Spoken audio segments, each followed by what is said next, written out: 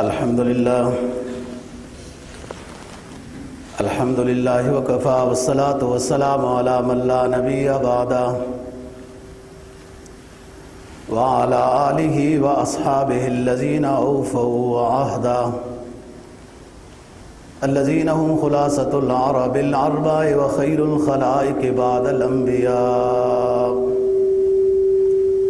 اما بعد فاعوذ باللہ من الشیطان الرجیم بسم اللہ الرحمن الرحیم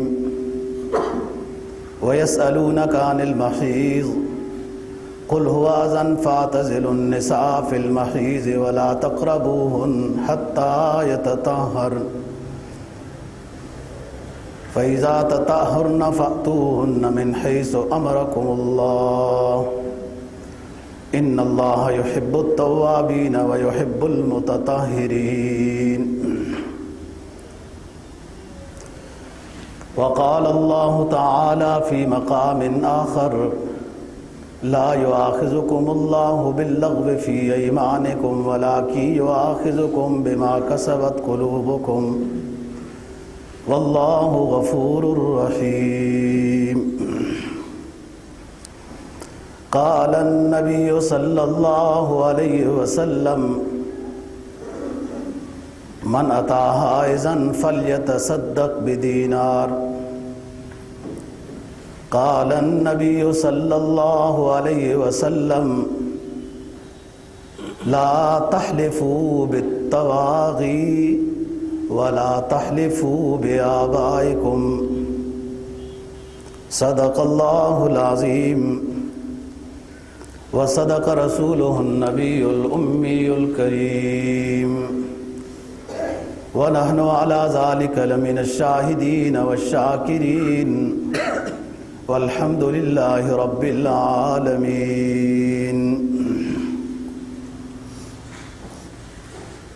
دوسرا پارہ سورہ بقرہ کی 2 آیت کریمہ اور جناب نبی پاک صلی اللہ علیہ وسلم کے 2 فرمان تلاوت کیے ہیں۔ فرمایا اے نبی آپ سے لوگ پوچھتے ہیں وَيَسْأَلُونَكَ عَنِ الْمَحِيضِ، اے نبی آپ سے لوگ پوچھتے ہیں کہ حیض کے زمانے میں عورت کے قریب انسان جا سکتا ہے؟ قل فرما دیجئے اے نبی هُوَ أَذًى فَاعْتَزِلُوا النِّسَاءَ فِي الْمَحِيضِ وَلَا تَقْرَبُوهُنَّ، یہ گندگی کے دن ہیں، ہرگز ان ایام میں قریب نہ جاؤ یہاں تک کہ عورت پاک ہو جائے۔ جب پاک ہو جائے تو تم قریب اپنی بیگم کے جا سکتے ہو۔ ان اللہ یحب التوابین ویحب المتطہرین، اور غلطی ہو گئی ہے تو اللہ سے توبہ اور استغفار کرو، اس کا کفارہ ادا کرو، اللہ تعالیٰ پاکی کو پسند کرتا ہے۔ اس آیت کے متعلق جو میں نے حدیث تلاوت کی اس کو امام ترمذی نے ابواب الطہارہ پہلی جلد میں نقل کیا ہے کہ جو شخص حیض کے زمانے میں اپنی بیگم کے قریب چلا گیا تو اس کو 1 دینار صدقہ کرنا واجب ہے اور توبہ اور استغفار بھی کرے۔ ایک روایت عبداللہ ابن عباس نقل کرتے ہیں کہ آپ نے ایک مقام پہ یوں فرمایا وَإِن كَانَ دَمًا أَحْمَرَ فَدِينَارٌ وَإِن كَانَ دَمًا أَصْفَرَ فَنِصْفُ دِینار۔ کوئی شخص اپنی بیگم کے پاس گیا حالت حیض میں اور اس وقت اس کو جو خون آ رہا تھا وہ سرخ رنگ کا تھا تو 1 دینار اس کا کفارہ اور صدقہ ہے۔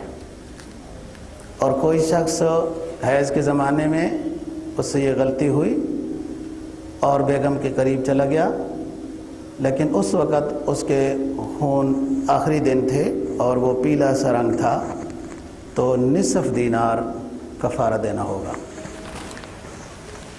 تفصیل سے بات کرتے ہیں۔ دوسری آیت جو آپ کے سامنے تلاوت کی، فرمایا لا یؤاخذکم اللہ باللغو فی ایمانکم ولیکن یؤاخذکم بما کسبت قلوبکم واللہ غفور رحیم۔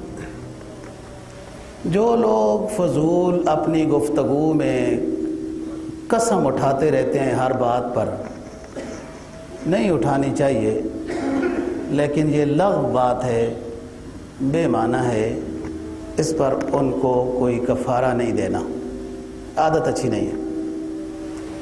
لیکن اگر کوئی مستقبل سے متعلق کسی کام کرنے یا نہ کرنے سے متعلق قسم اٹھاتا ہے اور قسم کے خلاف کر دیتا ہے تو اس کو کفارہ دینا ہوگا۔ یہ اس آیت کا ترجمہ ہے۔ اور جناب نبی پاک صلی اللہ علیہ وسلم کا جو فرمان تلاوت کیا ہے اس کو امام مسلم نے روایت کیا ہے۔ فرمایا لا تحلفوا بالتواغی ولا بآبائکم، بتوں کے نام پر قسمیں نہ کھایا کرو، اور نہ ہی اپنی اولاد، اپنے آبا و اجداد، اپنی عمر، اپنی زندگی، اپنی فلان، اس طرح کے قسمیں نہ اٹھایا کرو، یہ گناہ ہے۔ آج کی ہماری گزارشات میں ایک تو قسم سے متعلق بات کرنی ہے، اور چونکہ قسم کا تعلق بھی ازدواجی زندگی کے ساتھ یوں متعلق آتا ہے جو گزشتہ جمعے پر ایلا کا مسئلہ بیان کیا ہے، للذین یؤلون من نسائہم تربص اربعۃ اشہر فإن فاؤوا فإن اللہ غفور رحیم۔ تو وہی کفارہ عام قسم کا بھی ہے جو کفارہ کے ایلا والی قسم کا ہے۔ جو لوگ کہ قسم اٹھا لیتے ہیں کہ 4 مہینے یا اس سے زیادہ بیویوں کے قریب نہیں جائیں گے، اور وہ نہیں گئے تو ایک طلاق بائن واقع ہو جاتی ہے، رجوع نہیں کر سکتا، دوبارہ نکاح جدید ہو سکتا ہے۔ لیکن اگر کسی نے 4 مہینے کی قسم کھائی تھی کہ نہیں جاؤں گا، یا 5 مہینے کی، لیکن 4 مہینوں کے دورانیے میں بیگم کے قریب چلا گیا، چلا جانا چاہیے، طلاق سے بچ جائے گا۔ 2 مہینے کے قریب چلا گیا، قسم 4 مہینے کی تھی، اس کی قسم ٹوٹ گئی، حانث ہو گیا، اس کو قسم کا کفارہ دینا ہوگا۔ قسم کا کفارہ وہی ہے جو قسم کا کفارہ عام قسموں کا ہے، جس کو بتا دیا تھا، غلام آزاد کرنا، یا 10 مسکینوں کو کپڑے پہنانا، یا 10 مسکینوں کو صبح شام کا سیر ہو کے کھانا کھلانا، جو درمیانہ کھانا ہے۔ اور اگر اتنا غریب ہے کہ ان میں سے کچھ بھی نہیں کر سکتا، فمن لم یجد فصیام 3 ایام ذالک کفارۃ ایمانکم اذا حلفتم واحفظوا ایمانکم۔ کچھ بھی نہیں کر سکتا، نہ غلام آزاد کر سکتا ہے، نہ 10 مسکینوں کو کپڑے پہنا سکتا ہے، نہ کھانا کھلا سکتا ہے، انتہائی غریب آدمی ہے۔ فصیام 3 ایام متتابعات، لگاتار 3 روزے رکھے، اپنی قسم کا کفارہ یہ ادا ہو جائے گا۔ لیکن ایک بات یاد رکھنا، ایک شخص صاحب حیثیت ہے، وہ مسکینوں کو کھانا کھلا سکتا تھا، تو اس نے کہا چلو 3 روزے ہی رکھ لیتے ہیں، کفارہ تو ادا ہو جائے گا۔ کفارہ ادا نہیں ہوگا۔ جو صاحب حیثیت شخص ہے اس کو کپڑے پہنانے چاہیے یا کھانا کھلانا چاہیے۔ فمن لم یجد، اگر وہ کپڑے نہیں پہنا سکتا، کھانا نہیں کھلا سکتا، فصیام 3 ایام، پھر 3 دن کے لگاتار روزے رکھے تو قسم کا کفارہ ادا ہو جائے گا۔ یہ ہم نے ایلا کی بات کی تھی. زہار پر بھی کفارہ ہے، ایلا پر کفارہ تھوڑا ہے. جس شخص نے اپنی بیگم کو اپنی کسی ذی رحم محرم عورت کے ساتھ تشبیہ دی، تو میری ماں کی طرح ہے، بہن کی طرح ہے، بیٹی کی طرح ہے، خالہ کی طرح ہے، پھوپھی کی طرح ہے، بھتیجی کی طرح ہے، اپنی بیگم کو کسی ذی رحم محرم عورت کے ساتھ تشبیہ دی، یہ زہار ہو جائے گا، طلاق نہیں ہوگی. زمانہ جاہلیت میں اس طرح کے جملے کو طلاق کہتے تھے. اسی وجہ سے اس عورت نے مسئلہ پوچھا تھا خولہ بنت ثعلبہ نے، جس پر قد سمع اللہ قول التی آیت نازل ہوئی. کفارہ زہار بڑا کفارہ ہے، یہ بڑا گناہ ہے. غلام آزاد کرنا نہیں تو 2 مہینے مسلسل روزے رکھنا عورت کو ہاتھ لگانے سے پہلے. روزے نہیں رکھ سکتا، 60 مسکینوں کو صبح شام کھانا کھلانا، یہ کام کر دیا، یہ کفارہ زہار ہے. یہ کام کر دیا، اب عورت اس کے لیے حلال ہے، طلاق نہیں ہوئی. جب تک یہ کام نہیں کرے گا عورت اس کے لیے حلال نہیں ہے. یہ کفارہ زہار ہے. جو شخص رمضان کا روزہ رکھ کر جان بوجھ کر توڑ دیتا ہے،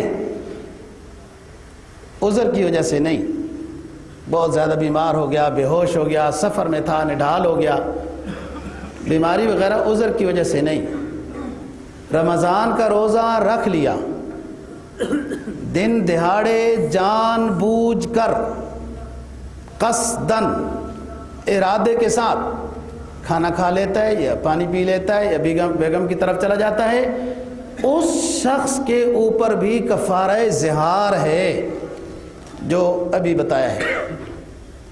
غلام آزاد کرنا یا 2 مہینے مسلسل لگاتار روزے رکھنا، اور ایک وہ روزہ الگ ہے قضاء والا، 61 روزے. اور تیسری چیز، روزے نہیں رکھ سکتا تو 60 مسکینوں کو صبح شام کا کھانا کھلانا ہے.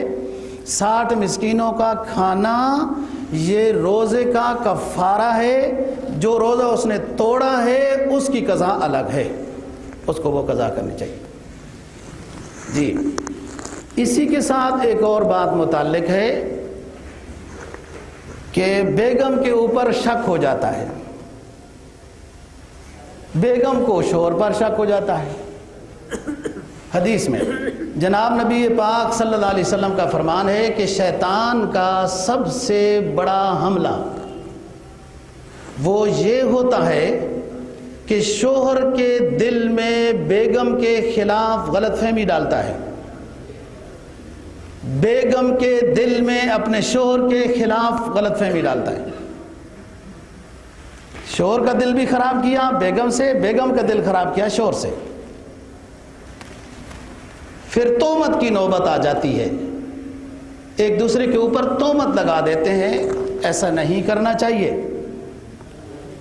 اور اگر کوئی شخص کرتا ہے تو پھر عدالت کے اندر اس کے لیے جو حکم نازل ہوا سورہ نور کا آیت نمبر 3 سے، والذین یرمون ازواجہم ولم یکن لہم شہداء الا انفسہم فشہادۃ اربع احدہم شہادۃ من اللہ.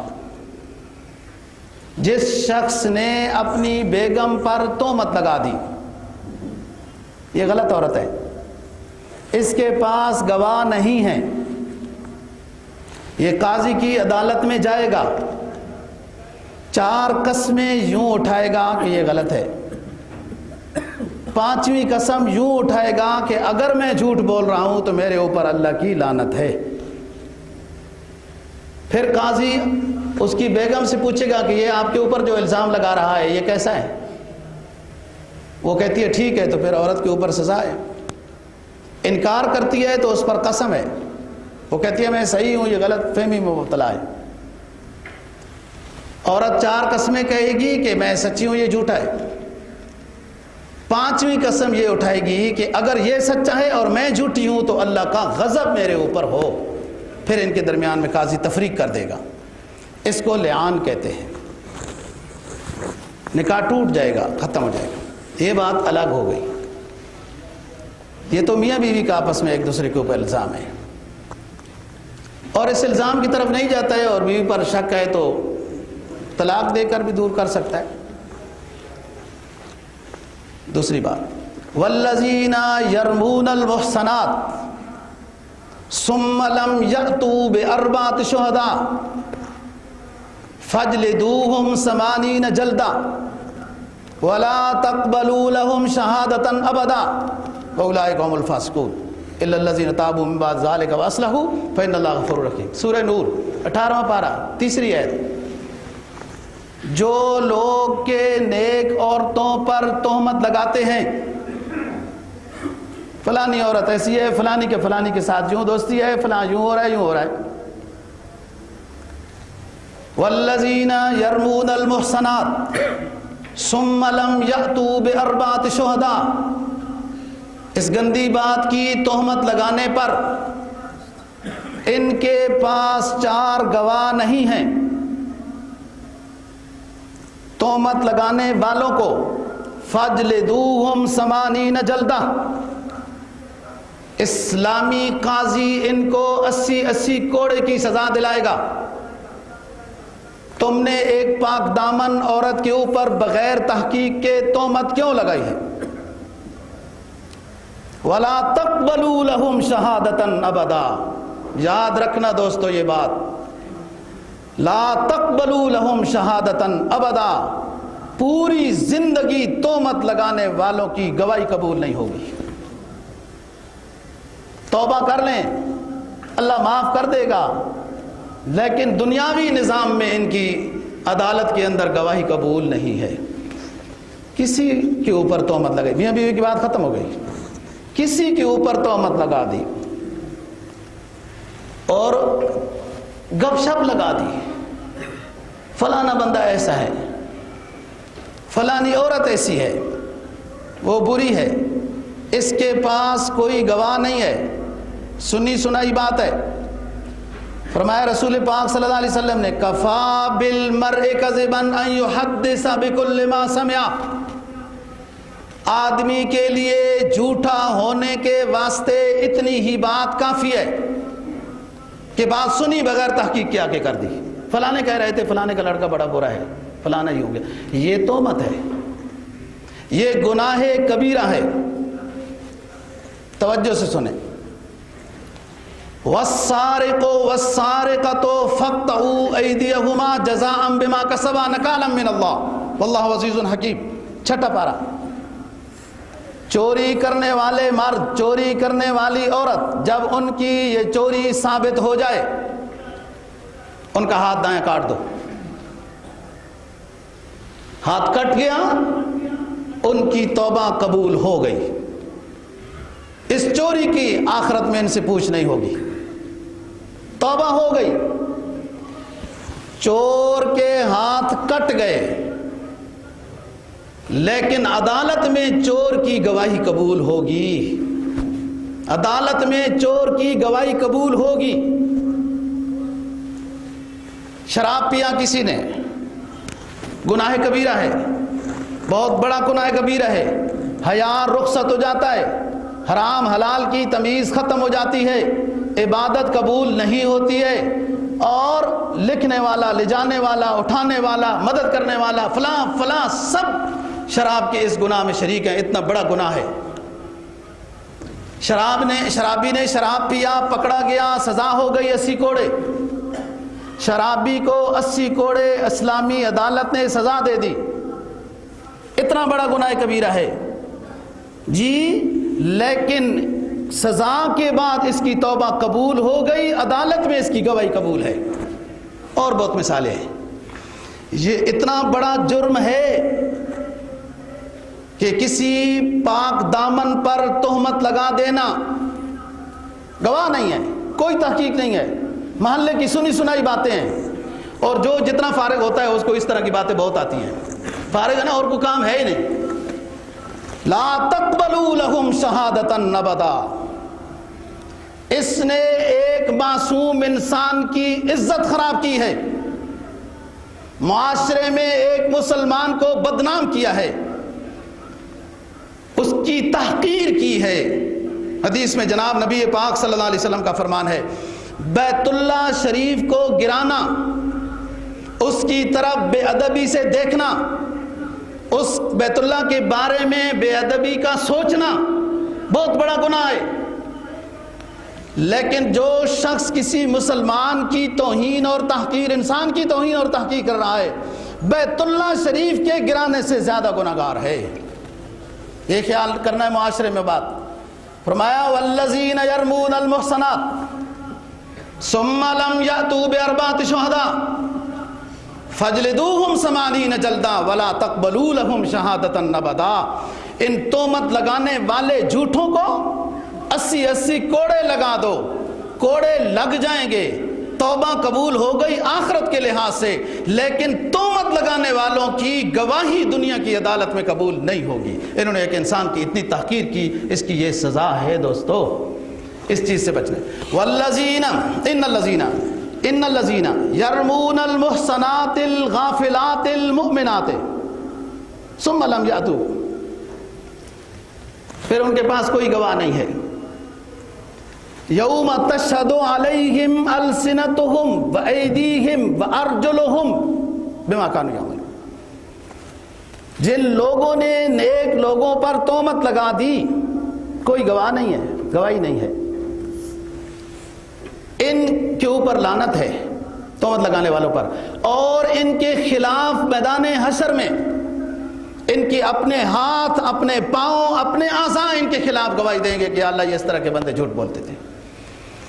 یہ تہمت سے متعلق، لعان سے متعلق ایلا. تو آج کے موضوع میں 2 باتیں داخل ہیں، اہم 2 باتیں داخل ہیں.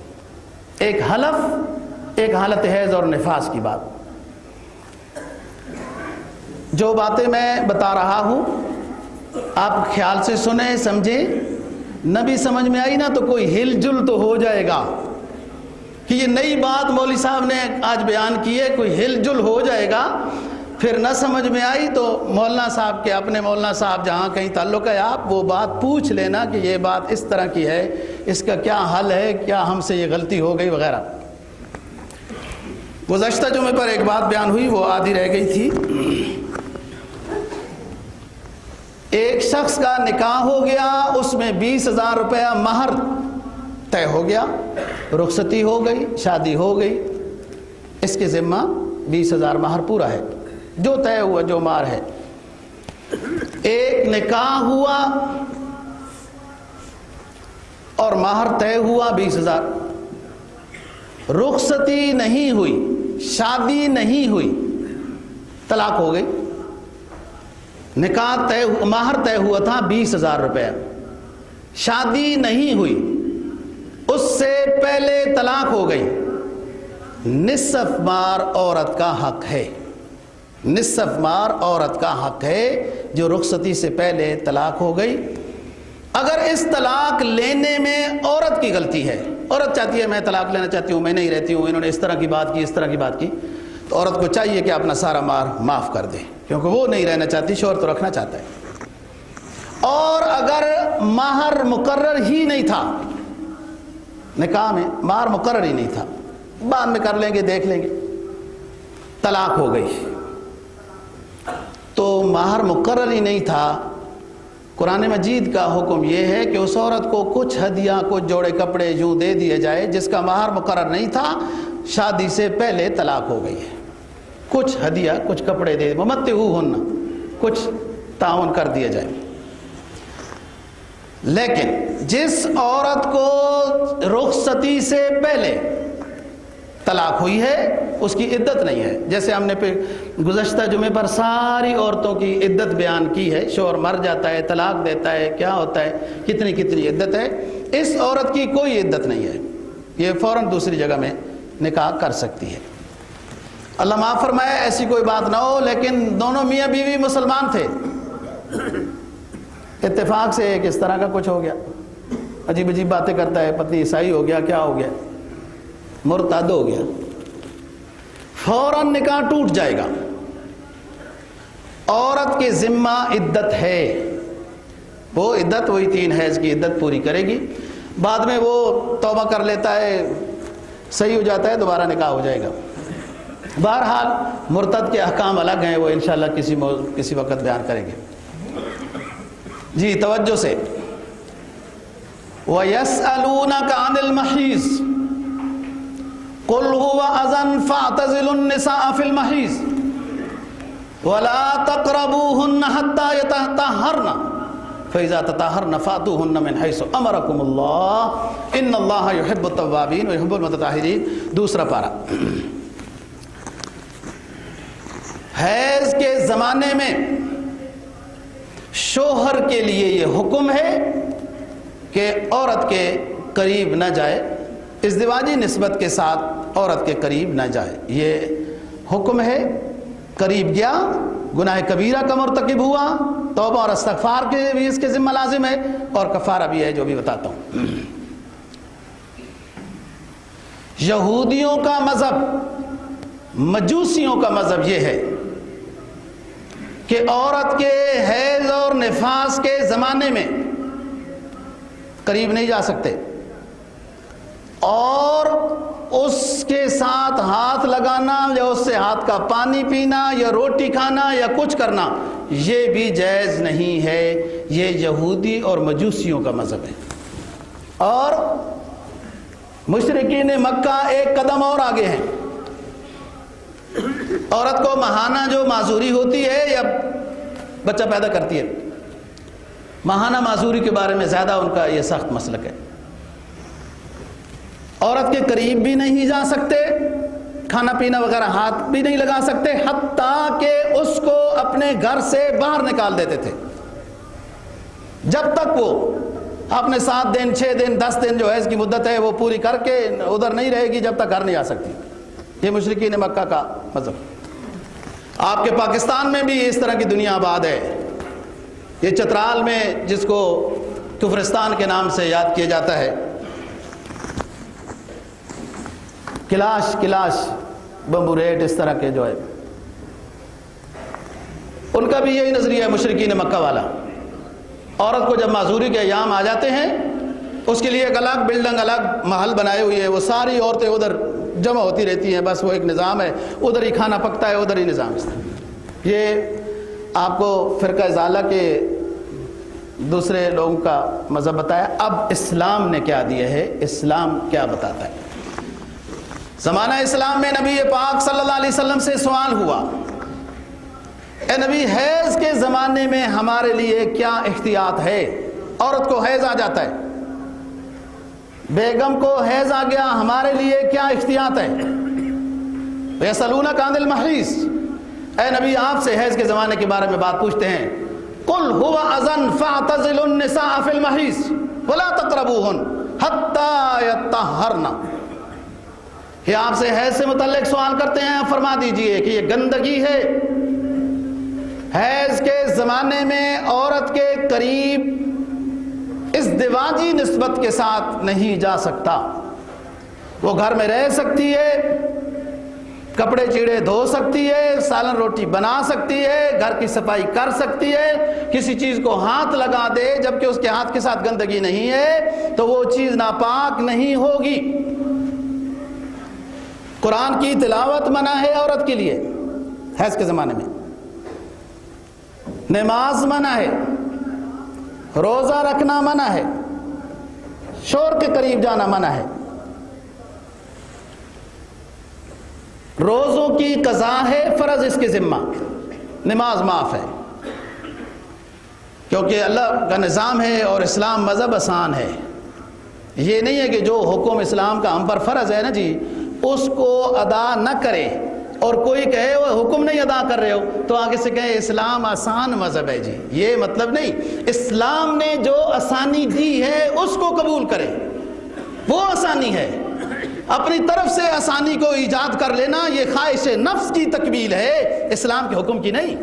اسلام جانتا ہے اللہ رب العزت خالق ہے، وہ یہ سمجھتا ہے کس موقع پہ اس کو آسانی دینی ہے، اس کو مشکل پیش آئے گی، وہ طے شدہ ہے، وہ تلک حدود اللہ یبینھا لقوم یعلمون، یہ سب کچھ بیان ہو چکا ہے، آج کسی محقق کے بیان کی ضرورت نہیں ہے۔ جی سنیے، حدیث میں جناب نبی پاک صلی اللہ علیہ وسلم کا فرمان ہے، جو خاتون تلاوت کرتی ہے، صلاۃ و تسبیح پڑھتی ہے، کچھ اور نیکی کے کام کرتی ہے، ظاہر ہے وہ معذوری کے ایام میں نماز نہیں پڑھ سکتی، صلاۃ و تسبیح نہیں پڑھ سکتی، تلاوت نہیں کر سکتی، منع کر دی گئی ہے، فرمایا وہ نہ کرے، لیکن جو پاکی کے زمانے میں وہ نیکی کرتی تھی وہ ساری نیکیاں اس کو معذوری کے زمانے میں ملتی رہیں گی۔ قرآن کو ہاتھ نہیں لگا سکتی، کام کاج کر سکتی ہے اور کھانا پینا پکا سکتی ہے، یہ مشرکین مکہ والا یا ان والا نظریہ نہیں ہے۔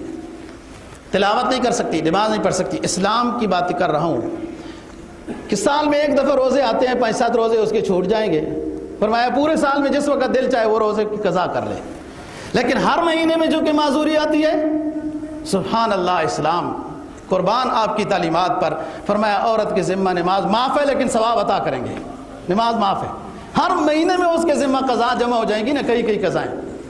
اور یہی بات نفاس کے زمانے کی ہے، بچہ پیدا ہونے کے بعد کا جو زمانہ ہے اس میں بھی یہی مسئلہ ہے، عورت جب تک پاک نہ ہو، کوئی 40 دن پر پاک ہوتی ہے، کوئی 30 پر، کوئی 35 پر، لوگ سمجھتے ہیں 40 دن پورے ہی کرنے ہوتے ہیں، وہ ضروری ہوتے ہیں، ایسی نہیں بات، 40 اکثر مدت نفاس ہے، 40 سے زیادہ بھی اگر اس کو خون آتا ہے تو وہ خون شمار نہیں ہوگا، بس وہ نہائے دھوئے پاکی ہے اور اس کے بعد نماز روزہ کرے، 40 دن آخری حد ہے نفاس کی، لیکن کوئی عورت 35 دن پر بھی پاک ہو سکتی ہے، 30 پر بھی پاک ہو سکتی ہے، 25 پر بھی پاک ہو سکتی ہے، جب اس کا خون کا نظام نہیں ہے، ایک آدھ دن دیکھ لے، پھر نہا دھو کے اپنا نماز روزہ شروع کر دے۔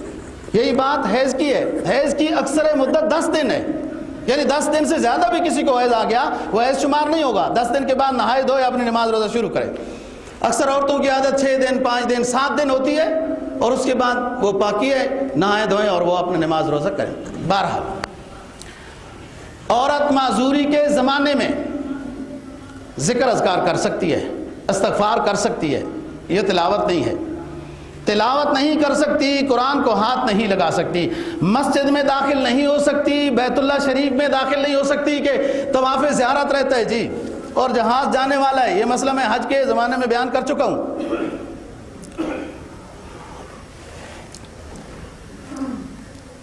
مسجد حرام ہو یا کوئی مسجد ہو، عورت نہیں داخل ہو سکتی، رک جائے وہ لے کے آئیں گے، یہ لوگ ڈر جاتے ہیں ہمارا جہاز نکل جائے گا تو پھر کیسے واپس آئیں گی جی، وہ ہمارا تو گروپ چلا گیا، آپ کے ساتھ جو محرم ہے، عورت کے ساتھ جو محرم ہے وہ رک جائے، پاکی کے بعد وہ طواف زیارت کرے، بے شک اس کا معذوری کی وجہ سے طواف زیارت لیٹ ہو گیا، وہ گنہگار نہیں ہے، اس پر جرمانہ نہیں ہے، اس پر دم نہیں ہے، یہ بات انشاءاللہ پھر کریں گے۔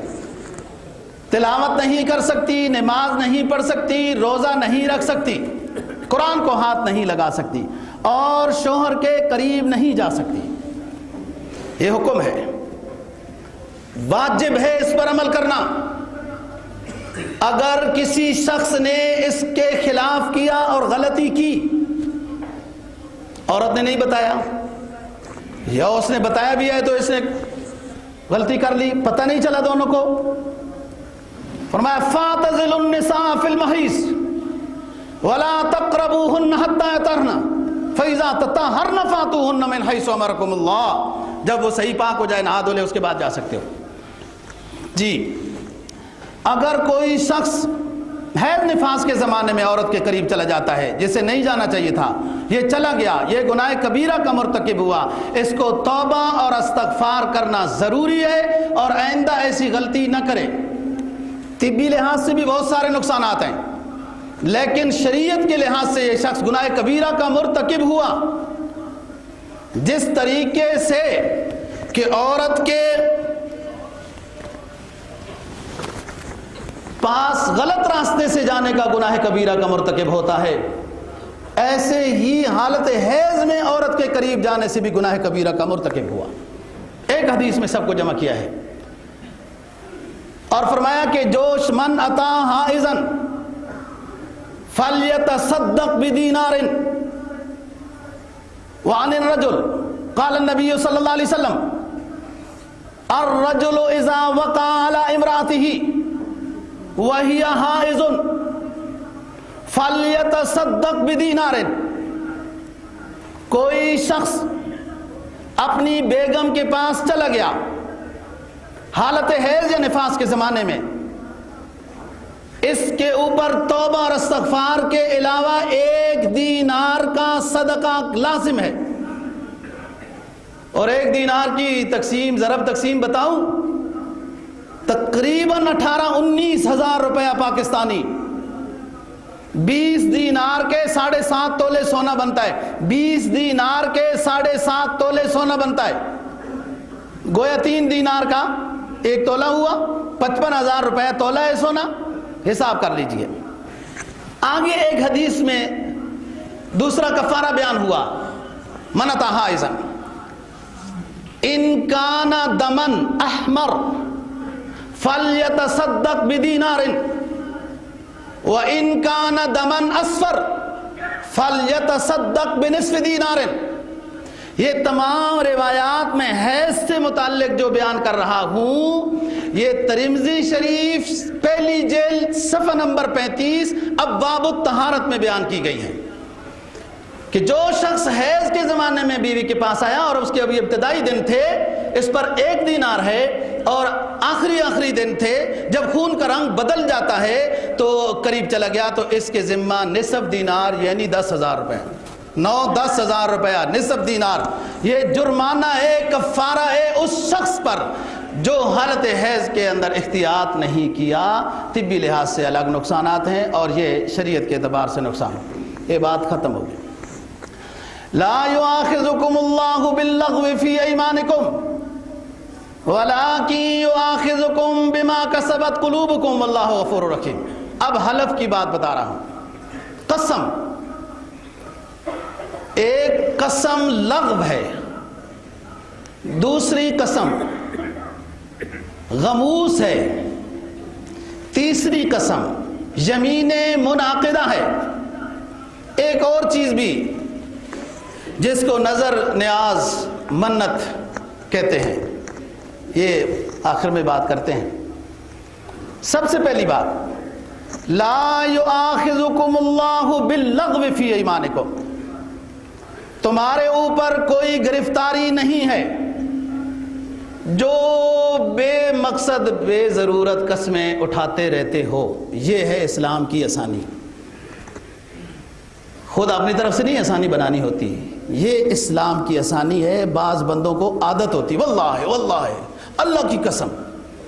یہ عادت نہیں ہونی چاہیے، اچھی بات نہیں ہے. آپ اپنے ہر بات میں اللہ کو یوں درمیان میں لاتے ہیں، اس طرح نہیں ٹھیک. عربوں کی بہت زیادہ عادت ہے. بعض لوگوں کی عادت ہوتی ہے قسموں کی فیکٹریاں ڈالی ہوئی ہیں، ہر بات میں قسم، ہر بات پہ قسم. یہ نہیں عادت ہونی چاہیے. جو اس کا ارادہ وغیرہ نہیں ہوتا، ویسی قسم ویسی قسم. اس کو یمین لغو کہتے ہیں، بے معنی. اس پر گرفتاری نہیں ہے، سزا نہیں ہے، جرمانہ اور کفارہ نہیں ہے، لیکن یہ عادت اچھی نہیں ہے، ایسا نہیں کرنا چاہیے. نمبر 2، یمین غموس، بڑی جھوٹی قسم، بڑی جھوٹی قسم. حدیث میں جناب نبی پاک صلی اللہ علیہ وسلم کا فرمان ہے، بڑے گناہ 70 ہیں، اس پر مستقل کتابیں بھی ہیں، کبھی بات کریں گے. 4 ان میں سے سب سے بڑے ہیں: الاشراک باللہ، حقوق الوالدین، قتل النفس و شہادت الزور. اللہ کی ذات و صفات میں شریک ٹھہرانا، والدین کی نافرمانی کرنا. نافرمانی کا مطلب ہوتا ہے آگے سے جملہ بے ادبی کا بولنا، تو میں کرنا، نافرمانی. نمبر 3، کسی انسان کو بلا وجہ قتل کر دینا. یہ بڑا گناہ ہے. عرش الہی ہل جاتا ہے کسی انسان کو قتل کرنے سے. انسان بات کی، انسان، سمجھ رہے ہو بات؟ اسلام کافروں کو خواہ مخواہ قتل کرنے کا حکم نہیں دیتا. اس لیے تو ذمیوں کے مسائل بیان کیے نا جی، کہ اسلامی سلطنت میں کافر بھی رہ سکتے ہیں، وہ ذمی ہیں، ان کو رہنے کے یہ مسائل، یہ احکام ہیں. اور یہ بھی نہیں کہہ دینا کہ قیدیانی بھی ہمارے بھائی ہوتے ہیں تو ہندو بھی ہمارے بھائی ہوتے ہیں. وہ ان کے الگ حقوق بیان ہوئے شہری ہونے کے لحاظ سے کہ ان کے یہ خیال ہیں. سمجھ رہے ہو بات؟ اتنا بھی آگے نہ جاؤ نا، جتنی اسلام نے اجازت دی ہے اتنے رہو. کچھ پڑھتے لکھتے تو ہے ہی نہیں ہے. بڑے بڑے دانشور، علم و حکمت کے بادشاہ کہلانے والے آج بڑھاپے میں اس حالت پہ پہنچے کہ ان کی زبان ان کے تخیل کا آپس میں برابری نہیں رکھ سکتی. قل واللہ احد اللہ صمد ولم یلد ولم یولد ولم کفوا احد. یہ بڑے بڑے دانشوروں کی بات کر رہا ہوں. اسلام سمجھتے نہیں اور ذمیوں کی تقریبات میں جا کر یہ کہ وہ بھی بھائی ہمارے، وہ بھی بھائی. بھائی اور چیز ہے. انما المؤمنون اخوہ. مسلمان بھائی ہوتا ہے. جو غیر مسلم اسلامی ریاست میں رہتے ہیں ان کو ذمی کہتے ہیں. ان کے اسلام نے الگ حقوق بیان کیے، وہ اپنی جگہ پر ہیں. تو بات یہ گناہ کبیرہ بتا رہا ہوں. اللہ کی ذات اور صفات میں شرک کرنا بہت بڑا گناہ ہے. یہ اس کی معافی نہیں ہے. ان اللہ لا یغفر ان یشرک بہ ویغفر ما دون ذلک لمن یشاء. ان اللہ لا یغفر ان یشرک بہ ویغفر ما دون ذلک لمن یشاء ومن یشرک باللہ فقد ضل ضلالا بعیدا. اللہ اتنا مہربان ہے جس نے اللہ کی ذات و صفات میں شریک ٹھہرایا اس کو تو معاف نہیں کرے گا، لیکن اس کے علاوہ اگر کوئی گناہ گار ہے تو اس کی رحمت بڑی وسیع ہے، معاف کر دے گا. یہ الاشراک باللہ. دوسری بات والدین کی نافرمانی. لا تقل لهما اف. آگے سے ٹیڑھا سانس لینے کی اجازت نہیں. والدین کے سامنے ٹیڑھا سانس لینے کی اجازت نہیں. تیوڑی جلانے کی، غصے کی حالت میں آگے سے گزر جانے کی اجازت نہیں. والد ہے، یہ اسلام ہے جو مقام دے رہا ہے. اور تیسری بات قتل النفس. قتل النفس کا سب قتل النفس، قتل المسلمان، قتل المسلم نہیں کہا، قتل النفس. کسی انسان کو بلا وجہ قتل نہیں کر سکتے ہو، خواہ مسلمان ہو یا غیر مسلمان. اور چوتھی چیز شہادت الزور، جھوٹی گواہی، جھوٹی قسم. اسے پتہ ہے کل فلانا نہیں آیا تھا اور دفتر میں پوچھا صاحب نے کہ وہ فلانا آیا تھا. جی آیا تھا. وہ آیا تھا، یہ اللہ کی قسم آیا تھا. یہ جھوٹی قسم ہے، بہت بڑا گناہ کبیرہ ہے. اس پر توبہ اور استغفار ہے. اور اس قسم کی وجہ سے اگر کسی کا نقصان ہوا پیسے کے لحاظ سے تو وہ پورا کرنا ہے. البتہ اس پر امام اعظم ابو حنیفہ رحمہ اللہ تعالیٰ کے نزدیک قسم کا کفارہ اس جبین غموس پر قسم کا کفارہ نہیں ہے، لیکن امام شافعی اور اصحاب الظواہر کے نزدیک اس قسم پر بھی کفارہ ہے جو آپ کو بتا چکے ہیں، 10 مسکین کھانا وغیرہ وغیرہ. دوسری قسم ختم. تیسری یمین منعقدہ، مستقبل سے متعلق قسم اٹھائی ہے. میں فلانا کام نہیں کروں گا یا فلانا کام کروں گا. قسم اٹھا کے کہا فلانا کام کروں گا، اتنے دن تک اور نہیں کیا، یہ حانس ہو گیا، اس کے ذمہ قسم کا کفارہ ہے. فلانا کام نہیں کروں گا، فلانا کھانا نہیں کھاؤں گا، یا یوں بات ہے اور اس نے وہ کام کر دیا جو کہا تھا نہیں کروں گا. فلانی چیز نہیں پیوں گا، نہیں کھاؤں گا. بعض لوگ بڑے ارادے بناتے ہیں، جناب آئندہ قسم اٹھا کے نسوار نہیں کھاؤں گا، جی سگریٹ نہیں پیوں گا، یا فلانی چیز. اللہ بچائے یہ چھوٹے چھوٹے مکروہات آگے کہیں نہ لے جائیں. اور پھر وہ کہتے ہیں ہمیں آواز آئی ہے کہ یہ کر لو. وہ تیری آواز آئی ہے. وَإِنَّ الشَّيَاطِينَ لَيُوحُونَ إِلَىٰ أَوْلِيَائِهِمْ. تو اللہ کے بندے ایک گندی چیز کی قسم کھائی کہ نہیں کھاؤں گا تو ڈٹ جانا. فَإِذَا عَزَمْتَ فَتَوَكَّلْ عَلَى اللَّهِ. مسلمان تو بڑی مضبوط اور پاور کا نام ہے. اور پھر تو اس طرح پھر کہتے ہیں آواز آئی ہے کہ وہ نسوار کھا لے. آواز کیا ہے؟ وَإِنَّ الشَّيَاطِينَ لَيُوحُونَ إِلَىٰ أَوْلِيَائِهِمْ. یہ شیطان اپنے دوستوں کو بعد دفعہ وہی بھی کرتے ہیں، تصور ڈالتے ہیں، خیال ڈالتے ہیں. یہ بات بہرحال اس نے یہ قسم کہا فلانا کام نہیں کروں گا اور کر بیٹھا، حانس ہو گیا. تو قسم کا کفارہ ہے وہی غلام آزاد کرنا، یا 10 مسکینوں کو کپڑے پہنانا، یا 10 مسکینوں کو صبح شام کا کھانا کھلانا. نہیں تو بہت غریب ہے تو 3 دن کے مسلسل روزے رکھنا. یہ یمین منعقدہ ہے.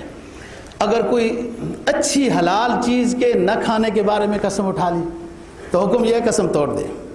جیسے نبی پاک صلی اللہ علیہ وسلم نے شہد نہ کھانے کے بارے میں قسم اٹھا لی. اللہ پاک نے فرمایا نبی بڑی پیاری چیز ہم نے حلال بنائی ہے, آپ نے بیگمات کو خوش کرنے کے لیے, مطلب بیگمات کو خوش کرنے کے لیے آپ نے قسم اٹھا. یا ایھا النبی لما تحرم ما احل اللہ لک تبتغی مرضات ازواجک واللہ غفور رحیم. اے میرے محبوب پیغمبر, لما تحرم ما احل اللہ لک, جو ہم نے آپ کے لیے حلال بنائی چیز اپنی ازواج کی خوشنودگی حاصل کرنے کے لیے اسے اپنے اوپر کیوں حرام کیا ہے؟ کھا لیجئے شہد, ہانس ہو جائیے اور پھر میرے قسم کا کفارہ ادا کر دیجئے. قد فرض اللہ لکم تحلۃ ایمانکم, اللہ نے لازم کر دیا ہے. تو ایسی کسی چیز کی قسم اٹھائی. میں ویسے ایک مثال دیتا ہوں کہ میں اپنے والد سے بات نہیں کروں گا, اس نے مجھے بڑا ڈانٹا ہے. بعض ایسے بدھو بھی ہوتے ہیں, تو یہ گناہ کی قسم ہے. آپ والد سے بات کریں, پاؤں دھو کر پئیں, معذرت کریں. تیرے رب کی رضا کا راستہ تیرے والد کی رضا ہے. گناہ کی قسم کھائی کہ والد سے بات نہیں کروں گا, کر لے بات, قسم ٹوٹ گئی, اب کفارہ ادا کر. آخری بات, ایک ہوتی ہے نظر, منت, نیاز, یہ سب ایک ہی چیز ہے. اس میں دو باتیں سمجھنے کی ہیں. نظر ہو, نیاز ہو, منت ہو, جو بھی ہو, یہ سب اللہ کے نام کے لیے ہوتی ہیں. غیر اللہ کے نام کی جیسے قسم کھانا جائز نہیں, ایسے منت, نظر, نیاز بھی غیر اللہ کے نام پر منسوخ کرنا جائز نہیں. ہاں آپ یہ کہیں اے اللہ پاک میں یہ 2 دیگے آپ کے نام پر صدقہ کر رہا ہوں, اس کو قبول فرما, اور اس کا ثواب انبیاء علیہ السلام کی ارواح کو, حضرات صحابہ کی ارواح کو, آل بیت کی ارواح کو, حسن حسین کی ارواح کو وغیرہ سب کی روحوں کو پہنچا. یہ طریقہ ہے, اسلامی طریقہ ہے. آپ نے 2 رکعت نفل پڑھے, آخر میں دعا کریں اللہ پاک ان کو قبول فرما اور اس کا ثواب میرے والدین کی روحوں کو پہنچا. تلاوت کی, اللہ پاک اس کو قبول فرما, اس کا ثواب حسن حسین شہیدین کے ارواح کو پہنچا. یہ طریقہ ہے. لیکن نظر ہو, نیاز ہو, منت ہو کہ میرا فلانا کام ہو گیا, میں 1 دیگ دوں گا, فلانا کام ہو گیا اور اس نے دیگ نہیں دی, گنہگار ہوتا رہے گا. لیکن اگر کسی نے نظر مان لی, حدیث میں آتا ہے کہ لا نظر فی معصیۃ وکفارتہ کفارۃ یمین, کسی گناہ کی نظر مان لی, فرمایا کہ وہ کام کرے تو نہیں, غلطی سے گناہ کی نظر مان لی, وہ کام کرے تو نہیں, لیکن یمین کا, قسم کا کفارہ اس کے ذمہ آئے گا. یاد رکھو دوستو, بات عقیدے کی بات ہے. نظر, نیاز, منت جو کچھ بھی ہے یہ عبادت ہے, اور عبادت نام کی چیز صرف اور صرف اللہ ہی کے نام پر منسوب ہو سکتی ہے. اس کا ثواب عبادت. 8واں پارہ فرمایا قل ان صلاتی و نسکی و محیایا و مماتی للہ رب العالمین لا شریک لہ و بذالک امرت و انا اول المسلمین. قل ان صلاتی و نسکی و محیایا و مماتی للہ رب العالمین لا شریک لہ و بذالک امرت و انا اول المسلمین. اے میرے معبود, اے میرے رب, اے میرے خالق, میری نماز ہو, میرا روزہ ہو, میری قربانی ہو, میری جانی عبادت ہو, مالی عبادت ہو, قولی عبادت ہو, فعلی عبادت ہو, سب تیرے ہی نام کے لیے ہے, اور میں تیرا فرما بردار بندہ بن کے رہنا چاہتا ہوں. اللہ دین کی سمجھ اور عمل کی توفیق نصیب فرمائے. وآخر دعوانا